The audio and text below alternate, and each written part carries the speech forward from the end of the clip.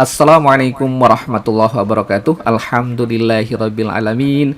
Asyhadu an la ilaha illallah wa asyhadu anna Muhammadar Rasulullah. Raditu billahi rabba wa bil islami dina wa bi Muhammadin nabiyya wa rasula. Rabbi syrah li sadri wa yassir li amri wahlul 'uqdatam min lisani yafqahu qawli. Halo, apa kabar semuanya? Tentunya Anda dalam keadaan sehat, dalam keadaan sejahtera. Semoga selalu mendapat rezeki yang barokah dari Allah Subhanahu wa taala.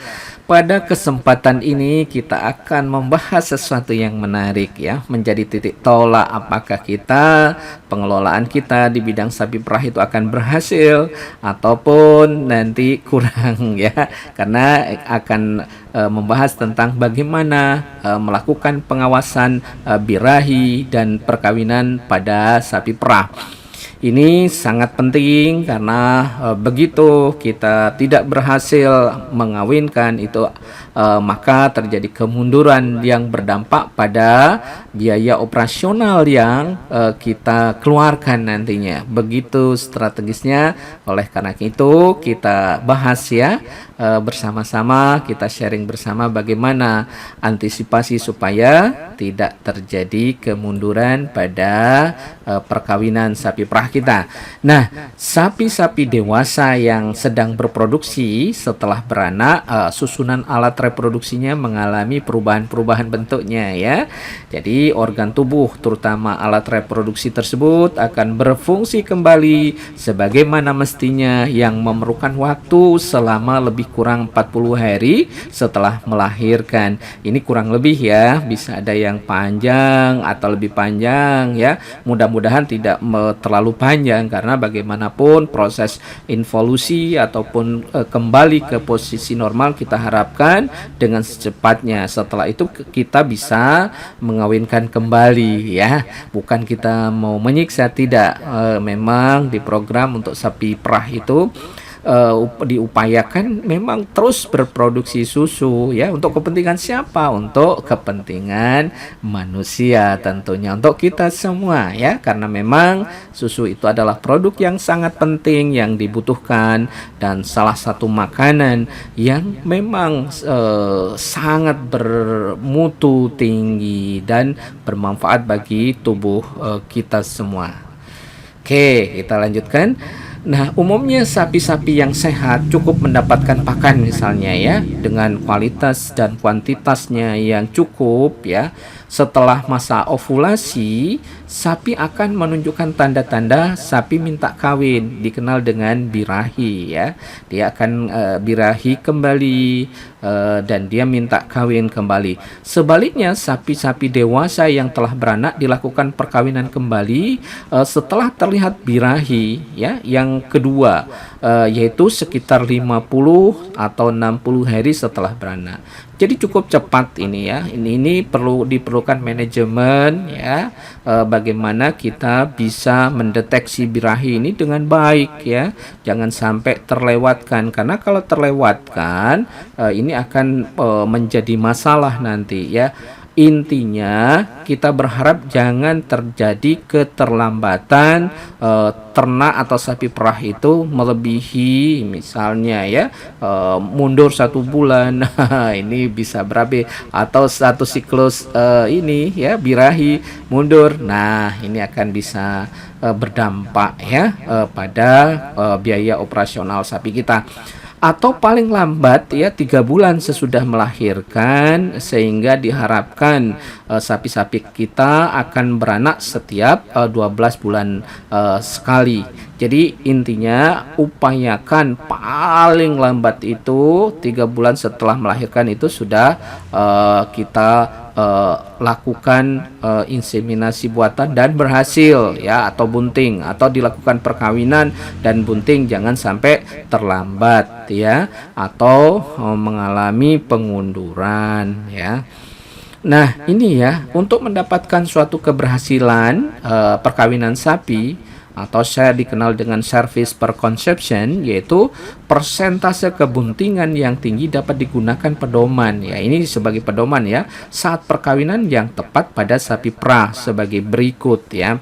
Nah, ini di lapangan sering untuk mengenali itu baik peternak rakyat ya, untuk peternak rakyat terutama ada istilah-istilah yang mudah kita berharap atau istilah itu mudah dipahami oleh peternak ya, supaya jangan sampai terlambat di dalam melaksanakan inseminasi buatan atau perkawinan. Misalnya di daerah Jawa itu ada istilahnya abang, apuh, anget, ayit ya. Abang bukan berarti atau 4A ya. Abang di sini bukan abang di daerah luar Jawa. Abang itu memerah organ kelaminnya. Apuh itu kalau kita lihat itu agak membengkak ya. Kemudian kalau dekatkan tangan atau diraba itu hangat ya. Kemudian ayit itu dikenal dengan dia mengeluarkan lendir ya, organ kelaminnya itu atau alat reproduksinya. Nah, ini semua adalah upaya ya untuk mendeteksi birahi itu secara tepat ya, dengan tanda-tanda yang tergambar ya pada organ atau alat kelaminnya. Ini salah satu upaya ya, jangan sampai nanti terlambat ya, yang berdampak pada perkawinannya sapi kita itu terlambat. Akhirnya apa? Tidak bunting ya, atau tidak hamil. Tapi istilah hamil itu tidak cocok ya untuk sapi. Biasanya hamil itu diistilahkan untuk manusia, tetapi untuk ternak, untuk sapi biasanya bunting ya. Nah, kembali ke waktu birahi, ini bagaimana ya kalau misalnya waktu birahinya pagi? Kapan dikawinkan yang tepat? Ya harus hari ini juga ya, harus hari itu juga ya. Kemudian terlambat dikawinkan kalau misalnya esok pagi. Ini sebagai patokan saja ya. Kalau pagi hari kebetulan ternak kita atau sapi kita sudah birahi, maka harus hari itu juga di IB ya. Kalau esok pagi terlambat. Nah, kalau misalnya waktu birahinya siang hari misalnya dengan tanda-tanda tadi abang, apuh, anget, ayit ya. Nah, atau nanti sapinya teriak-teriak menaiki kawannya. Nah, itu ya. Kalau di siang hari birahinya maka harus siang ini atau siang hari itu juga ya. Kalau misalnya besok setelah siang maka dia akan terlambat. Nah, bagaimana kalau misalnya sore atau malam hari? Nah, esok pagi sampai siang hari itu harus sudah dilakukan IB atau perkawinan. Sementara dipandang terlambat kalau esok setelah sore atau malam hari. Ini adalah patokan yang mungkin bisa memudahkan supaya kita bisa mengawinkan atau meng-IB sapi perah kita seperti yang diharapkan oleh kita, sehingga tingkat kebuntingan atau service perkonsepsinya bisa kita dapatkan ya.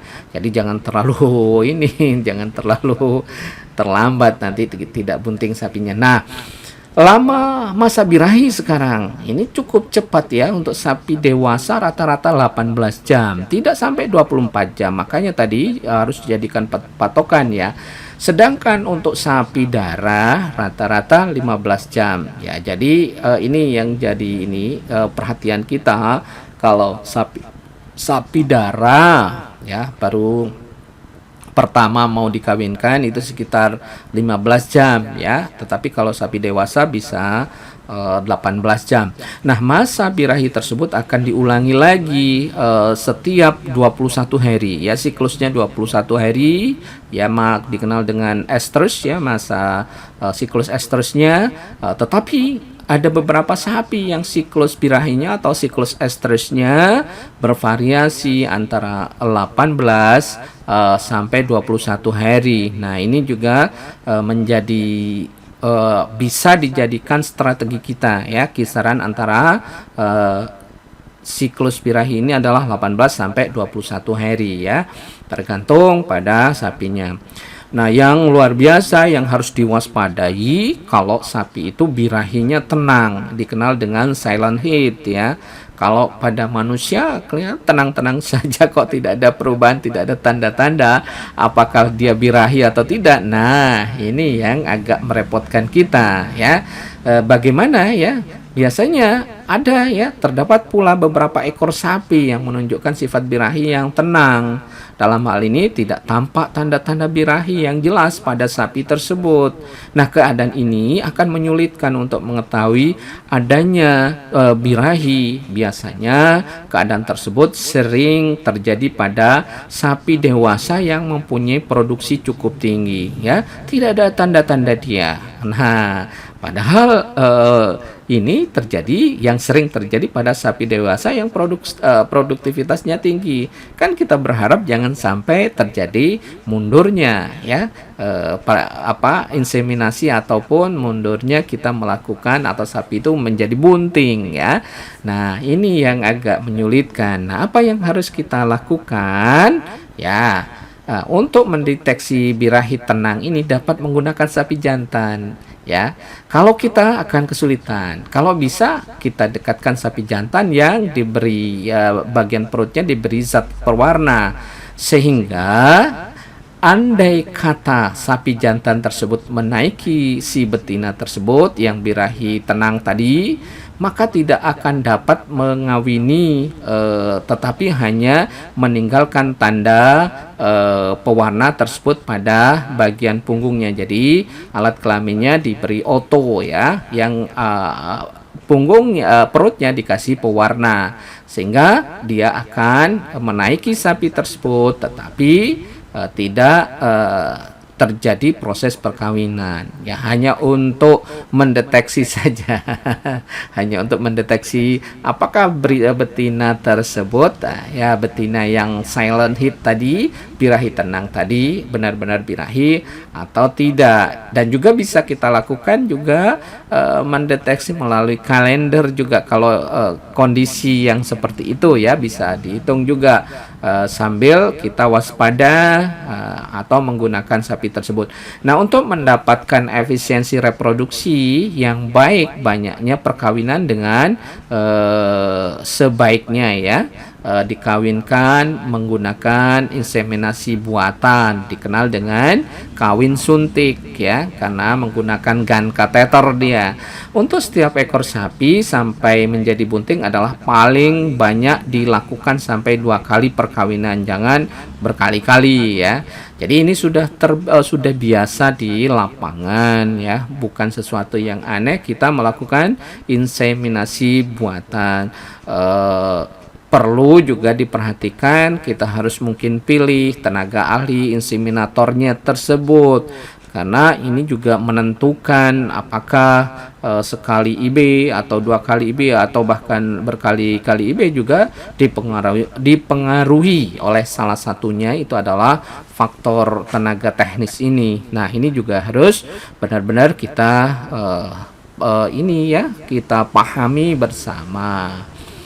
Oke, apabila seekor sapi mendapatkan lebih dari 2 kali kawin dan tidak bunting, kemungkinan ada beberapa hal kelainan dan perlu kita curigai, karena tadi ya berdampak pada operasional nanti pemeliharaan sapi perah kita, karena biaya operasional sapi perah itu cukup tinggi ya, dibandingkan dengan pemeliharaan sapi yang lain ya, sapi potong misalnya. Nah, ini jangan sampai terjadi kerugian. Nah, apa kemungkinan ya yang perlu diamati ya? Yang pertama yang harus diamati, dievaluasi. Yang pertama adalah pelaksanaan perkawinan yang kurang baik disebabkan waktu perkawinan tidak tepat. Frozen semennya yang dipakai, ya strawnya yang dipakai untuk inseminasi buatan, fertilitasnya rendah karena penanganan yang kurang baik. Ya, ada faktor di situ yang bisa terjadi ya. Strawnya atau frozen semennya kurang bagus ya, fertilitasnya rendah dan seterusnya. Untuk faktor ini alhamdulillah kita sudah punya balai yang luar biasa ya, baik yang ada di Lembang atau di Singosari Jawa Timur, itu sudah sedemikian rupa ya dengan quality control yang bagus, mereka sudah bisa menerapkan ini. Tetapi bisa saja mungkin terlalu penyimpanannya kurang bagus dan lain-lain yang mengakibatkan kualitas frozen semennya itu tidak bagus. Nah, yang kedua yang harus diwaspadai dan diperhatikan adalah kondisi sapi betina yang malnutrisi atau kurang ya nutrisinya di dalam pemberian pakannya, yaitu kurang baiknya pakan yang diberikan, baik kuantitas maupun kualitasnya. Nah, ini sering terjadi. Kita tahu kita mempunyai dua musim. Sering terjadi pada musim kemarau, di mana kualitas hijauan pakan kita yang di musim kemarau itu kurang bagus ya, sehingga juga kuantitasnya berkurang. Itu akan berdampak pada sapi kita nanti. Nah, ini harus dilakukan manajemen yang bagus ya, bagaimana penyediaan pakan atau produksi pakan yang disiapkan. Jangan sampai apakah kita mengawetkan dalam bentuk silase di masa musim penghujan kan itu melimpah ya, hijauannya, apakah dibikin silase atau dibikin high atau dibikin ya yang benar-benar sistem misalnya 3 strata, di mana kita manfaatkan legium pohon waktu musim kemarau. Legium pohon ya misalnya Gliricidia sepium itu masih dia masih daunnya masih banyak, ada lamtoro di situ, ada turi, Sesbania grandiflora atau legium-legium pohon lain yang mungkin kita prediksi pada musim kemarau itu masih mempunyai hijauan atau daun yang bisa kita manfaatkan untuk pakan. Di samping tadi menggunakan teknologi, kita buatkan silase dan lain-lain, silase high ataupun kita lakukan teknologi amoniasi supaya kualitas pakan itu menjadi lebih baik. Jadi begitu kita memberikan kepada ternak kita tidak malnutrisi ya. Berikutnya adanya kelainan yang terdapat pada alat kelamin betina. Nah, ini perlu kita berhubungan dengan dokter hewan misalnya atau mantri hewan yang mempunyai kemampuan untuk memeriksa apakah terjadi kelainan pada organ kelamin betina sapi yang kita punya misalnya ya, diperiksakan dulu. Nah, kemudian bisa jadi ya yang perlu diwaspadai adalah suhu lingkungan yang tinggi. Hal ini dapat menurunkan fertilitas sperma atau indung telur dari sapi betina ya. Jadi perlu diwaspadai waktu musim kemarau ini ya. Karena biasanya di musim kemarau itu suhu lingkungan yang tinggi ini kan berdampak pada fertilitas dan indung telur. Di samping ini menjadi ada berhubungan dengan faktor yang lain ya, nutrisi yang diberikan kepada sapi kita kurang bagus tadi karena misalnya kekurangan produksi hijauan pakan kita ya. Di musim kemarau itu biasanya agak kesulitan peternak untuk mendapatkan hijauan yang berkualitas, kecuali ya di manage sedemikian rupa atau memang lokasinya ada irigasi teknis ya yang bisa mengairi kebun hijauan kita atau lahan hijauan kita ataupun pasture atau padang pengembalaan kita. Yang berikutnya, faktor berikutnya ya, adanya penyakit kelamin, misalnya vaginitis, metritis, dan lain-lain. Kalau sudah sampai seperti ini, lebih baik di-culling atau dikeluarkan saja ya. Kita sarankan untuk dikeluarkan, nanti ini akan sulit ya. Lebih baik kita keluarkan, kita ambil replacement stock yang mungkin kalau kita sudah siapkan ini ya calon indukan, karena bagaimanapun harus kita rancang industri sapi perah itu sedemikian rupa harus mengantisipasi ya, jangan sampai terjadi kekosongan atau kekurangan jumlah ini ternak kita yang akan mengganggu produksi susu kita. Nah, yang berikutnya yang F ya, itu adalah petugas yang menangani kurang terampil atau bukan ahli di bidang reproduksi atau inseminatornya. Nah, termasuk yang harus diwaspadai adalah deteksi birahi tersebut si peternak. Ya, kalau misalnya perusahaan besar itu memang disiapkan ya petugas khusus yang kerjaannya hanya mendeteksi birahi ini ya. Apakah dia birahi atau tidak, nanti ditandai kapan waktunya dikawinkan atau diinseminasi. Ini memang titik tolaknya benar-benar petugasnya dicari yang terampil, yang ahli, sehingga dia begitu birahi ternaknya ya, sapi perahnya langsung berhubungan dengan inseminator atau petugas yang memang bisa melakukan inseminasi buatan. Ya, sudah sedemikian rupa kalau misalnya di perusahaan besar. Yang untuk peternak rakyat jangan istilahnya kecil hati. Ya, memang mau tidak mau kita harus berikan edukasi, pelatihan bagaimana mendeteksi birahi, kemudian bagaimana lapor.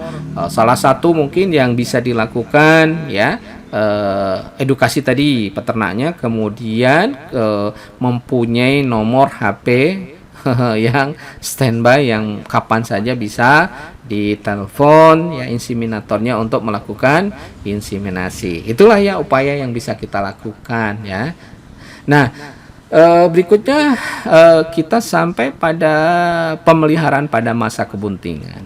Nah, apabila sudah bunting ya, apabila 21 hari kemudian setelah sapi betina tidak menunjukkan tanda-tanda birahi kembali, atau 2 kali masa birahi tidak muncul, berarti perkawinan tersebut dapat dikatakan jadi bunting ya. Jadi itu apabila tidak ada muncul tanda-tanda birahi lagi ya.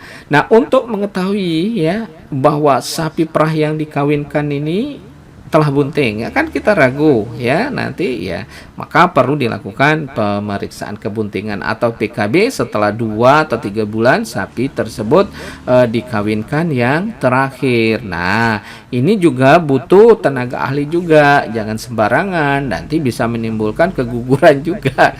Nah, ini juga benar-benar ya kita harus sedemikian rupa.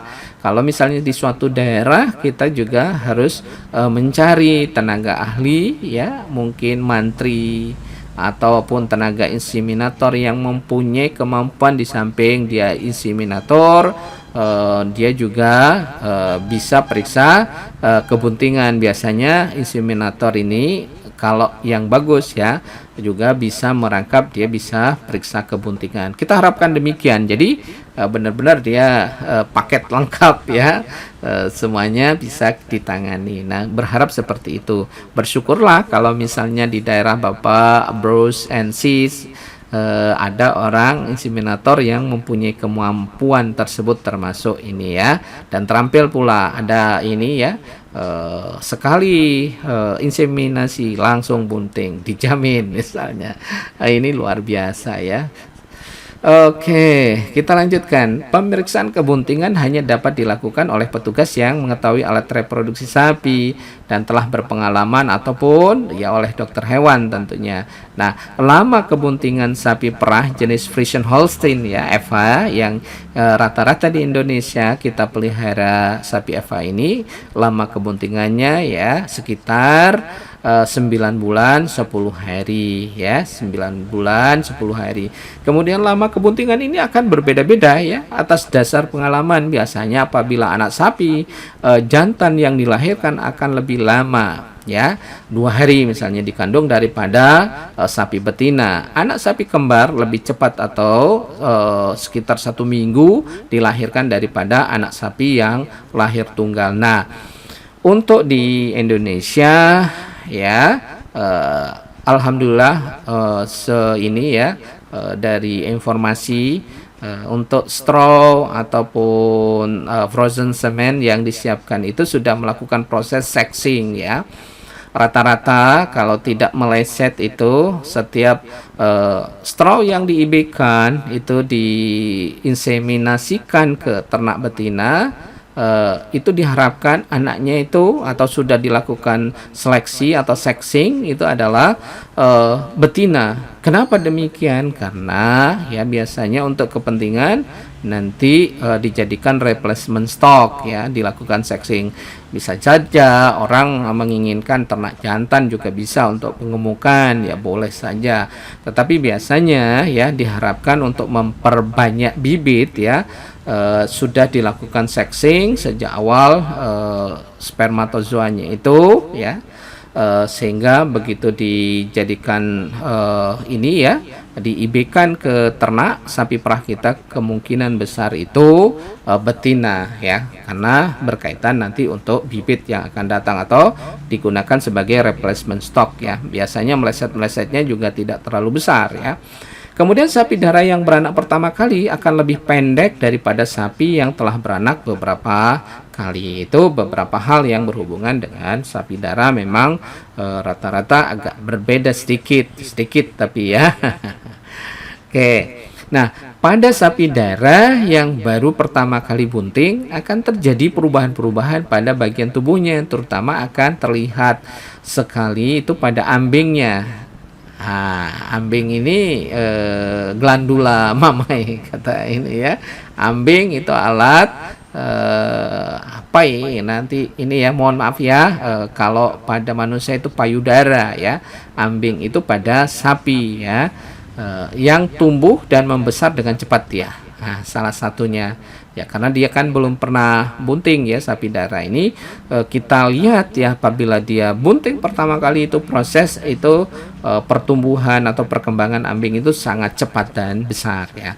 Sedangkan pada sapi yang sedang laktasi, produksi susu akan menurun sejalan dengan umur kebuntingannya. Ya, sapi perah itu walaupun bunting tetap kita perah ya. Jadi itulah keuntungan luar biasanya kita kalau memelihara sapi perah ya, bisa kita mendapatkan susu itu harian terus menerus ya. Kalau kita berharap ya memang penghasilan setiap hari yang rutin ya, walaupun bunting tetap bisa kita perah ya. Nah, sapi-sapi bunting hendaknya dikelompokkan menjadi satu dengan sapi-sapi bunting yang lain dan ditempatkan dalam satu kandang yang terpisah ya, jangan dicampur dengan mungkin yang sapi daerah ya, ataupun apalagi sapi pejantan, itu bisa berbahaya nanti. Oke ya. Kemudian sapi-sapi yang sedang bunting diberikan kesempatan untuk gerak badan setiap hari dengan jalan-jalan, exercise ya, tadi lepas di lapangan, karena biasanya hari-harinya sapi perah itu di dalam kandang ya. Upayakan kalau misalnya kita punya lahan, punya kesempatan, itu dilakukan exercise ya, supaya secara metabolisme dan lain-lain nanti kesehatannya itu bisa di backup ya, supaya dia mempunyai kesiapan untuk melahirkan. Nah, penggembalaan misalnya bisa dilakukan selama 2 jam pada pukul 7 sampai 9 pagi, yang dilakukan 2 kali seminggu misalnya, agar supaya peredaran darah dan tubuh menjadi lancar, sehingga kesehatan anak yang dikandungnya juga lebih baik, kesulitan kelahiran dapat dihindarkan, mencegah retensio sekundinarium, dan pemeliharaan kuku agar tetap sehat ya, karena terasah kukunya yang selama ini biasanya dikandangkan terus itu ya, jadi sapi akan kurang sehat. Kemudian sapi-sapi bunting ini setiap pagi harus dimandikan, termasuk pembersihan kuku, lipatan ambing pada waktu atau sebelum diberi makan konsentrat atau dilepas ke penggembalaan. Kandangnya pun harus selalu bersih ya. Ya pokoknya disiapkan, karena itu aset yang harus kita pelihara dengan baik, dengan harapan kan aman ya, tidak sakit, dan tentunya begitu dia laktasi, begitu dia berproduksi sapi perah kita itu, kita hasilkan produksi yang tinggi tentunya ya. Oke, kita lanjutkan. Untuk pemberian air minum, pemberian air minum sebaiknya diberikan sesukanya atau dikenal dengan ad libitum ya. suka-suka dia deh gitu, suka-suka dia deh sapi maksudnya. Dan bak minum setiap pagi harus dibersihkan dan diganti dengan air yang bersih. Nah, sebulan menjelang kelahiran sapi bunting diberikan makanan berprotein tinggi yang dimaksudkan untuk stemming up, yaitu bagaimana untuk mengaktifkan kembali fungsi-fungsi alveoli pada ambing untuk mengembalikan kondisi tubuh sehingga persediaan zat-zat pembentuk air susu sudah siap untuk laktasi berikutnya, untuk mempersiapkan kondisi yang kuat pada saat sesudah melahirkan. Nah, melahirkan itu berat, termasuk pada sapi. Jadi benar-benar kita harus siapkan kondisi fisik tubuhnya, semuanya harus ditopang ya. Bagaimana cara menopangnya? Ya mau tidak mau ya dari makanan ya, dari nutrisi yang kita siapkan, makanan yang berkualitas ya, ya bergizi tinggi lah ya, supaya benar-benar sapi yang kita pelihara siap untuk melahirkan dan pasca melahirkan, karena banyak rentetannya yang bisa terjadi setelah melahirkan atau sebelum melahirkan ya.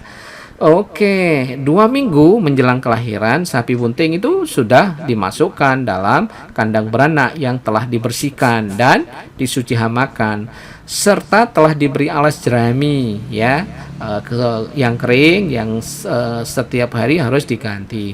Kalau untuk sekarang itu sulit Pak, jerami misalnya itu sudah banyak ya, alas yang dari bukan ini karet ya, dari karet itu sudah banyak bisa dibeli ya, silakan nanti secara online juga bisa.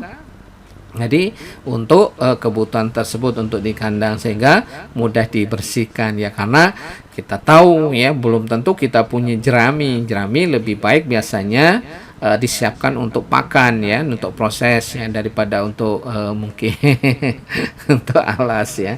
Mending misalnya itu ya untuk sekarang itu.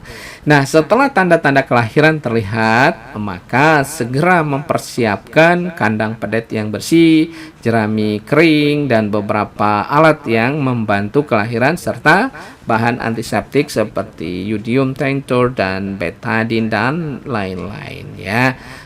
Itu yang dilakukan. Nah, berikutnya adalah bagaimana sih kita harus tahu kan tanda-tanda sapi yang akan beranak, atau dapat dilihat beberapa tandanya. Yang jelas sapi tampak gelisah, dia bergerak-gerak, tidak mau diam, menguak-nguak ya, melenguh-lenguh ya, dan sering mengacak-ngacak rumput dalam bak makanan maupun daun telinganya dikipaskan, matanya liar ya, jadi ya gelisah, yang jelas itu dia. Kemudian yang tanda berikutnya adalah otot-otot di sekitar pangkal ekor dan tulang duduk kelihatan legok, dia melegok dan agak mengendur dia. Kemudian alat kelamin terlihat membengkak, terutama bagian vulva membesar dan terlihat adanya lendir kental. Kemudian ambing sudah mulai menurun, tampak lebih besar dan berwarna kemerahan, kadang-kadang sudah mulai mengeluarkan air susunya ya.